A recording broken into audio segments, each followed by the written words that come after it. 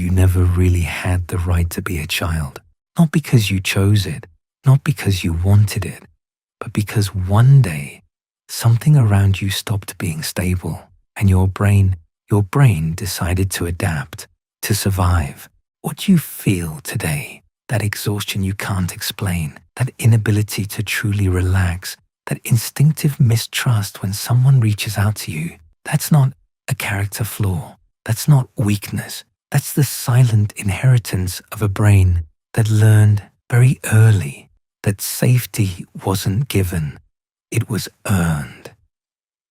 Today, we're going to talk about what psychology really says about children who grew up too fast. Not surface-level science, not the list you've already read 100 times, but what happens deep down, inside, within the mechanisms your mind built so you could stay standing. By the end of this video, you'll understand why you are the way you are and why it was never your fault. Imagine an 8-year-old child who, before even entering a room, scans faces to know whether the atmosphere is safe, who listens to the tone of voices before listening to the words, who detects tension at the end of a hallway before anyone has spoken a single sentence. That child might have been you. Hypervigilance is the state in which the brain remains on permanent alert, even when there is no real danger. Not because it's broken, not because it's exaggerating, but because at some point in your childhood, staying vigilant was the only way to protect yourself. And the problem, the real problem, is that this mechanism doesn't stop when the danger disappears. It continues. It becomes your default mode of operation. You walk into a meeting and you watch. You arrive at a gathering and you observe. You begin a new relationship and something inside you waits for it to break. Psychology calls this chronic activation of the sympathetic nervous system, but you experience it as unexplained fatigue, an inability to enjoy the present moment, a sharp sense of danger where others see nothing. This isn't paranoia.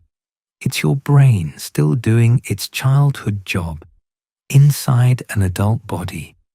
Have you ever laid down on a couch, staring at the ceiling, doing nothing, and felt something that resembled shame? As if you didn't have the right. As if resting meant betraying something or someone. Here is a mechanism very few people truly understand. When you grow up in an environment where you constantly have to make yourself useful to earn your place, your brain creates a very specific association. Value equals productivity. Rest within that framework becomes a threat, a risk of being nothing, of being worth nothing. So even as an adult, even alone at home, even on vacation, you can't really switch off. There's always a list to make, a task to anticipate, a problem to solve. The silence makes you nervous. Inaction weighs on you. And the worst part is, you don't even know why anymore. It's your brain still applying the survival rules of a time that has long since passed. Here is something many adults who grew up too fast share, but struggle to admit. They need to be in control, not out of arrogance, not out of perfectionism, but because in their childhood, chaos was real. When you couldn't predict what was going to happen, when the adults around you were unpredictable, emotionally absent, or unstable, your brain developed a reflex. If you can anticipate, if you can organize, if you can plan everything in advance, then you'll be safe. That reflex saved you. It was brilliant. It allowed you to hold on. But today, it costs you enormously because controlling everything is exhausting and because life, by definition, cannot be controlled. So every unexpected event becomes a threat. Every situation outside your control becomes a source of anxiety, and you find yourself spending a colossal amount of energy maintaining an illusion of order, when what you actually need is simply to learn to trust. There is a strange paradox in people who grew up too fast. They are often the most capable in the room, the most autonomous, the most able to manage on their own, and yet they are also the most alone. Not because they don't like others, but because they learned very early that asking for help was dangerous, that relying on someone meant risking disappointment, that the only truly reliable person was themselves. So they do everything alone. They refuse the help offered to them. They say, "I'm fine, I've got it," even when they're on the edge. They smile, they hold together, they move forward, and no one truly knows how much it costs. Psychology speaks of avoidant attachment, a relational pattern where independence becomes a shield, and that shield protects. But it also isolates. You deserve to receive help. You deserve to not carry everything alone. This may be the hardest point to hear, and yet it's one of the most important.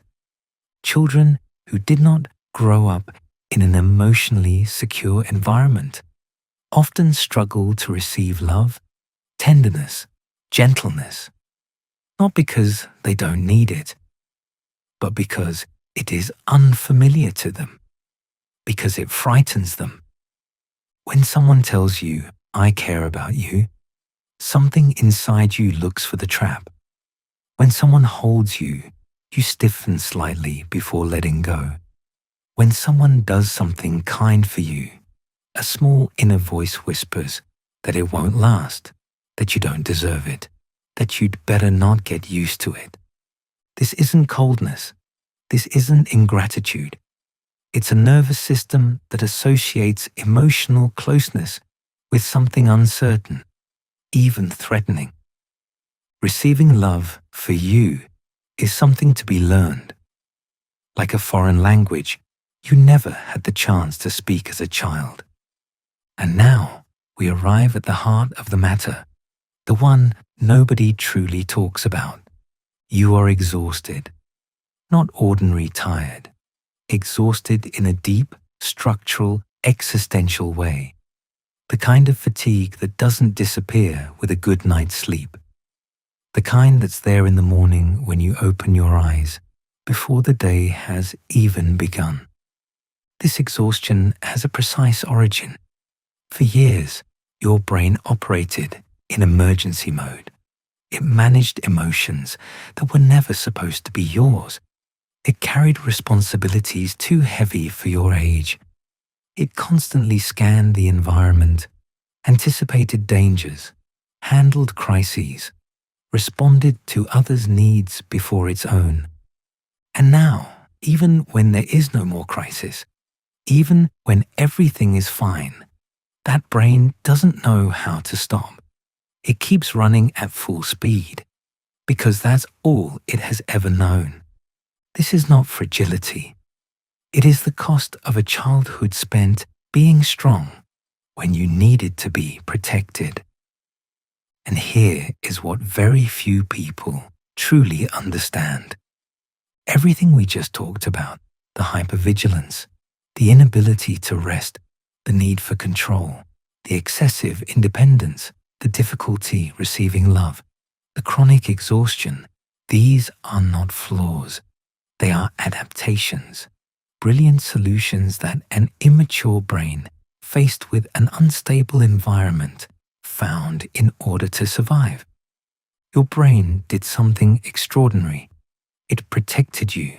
It built complex systems to allow you to function in a world that wasn't safe enough for you. And those systems worked. You're here. You survived. You grew up. The problem is that these mechanisms have an expiration date. They were suited to the child you were, not to the adult you've become. And this is where the real work begins. Not undoing everything, not rejecting what your brain built, but gently, carefully, teaching it that the danger has passed, that you can lower your guard, that safety now you can build for yourself differently. You were never weak. Your brain simply learned that safety wasn't guaranteed. And now, for the first time perhaps, you have the right to rest.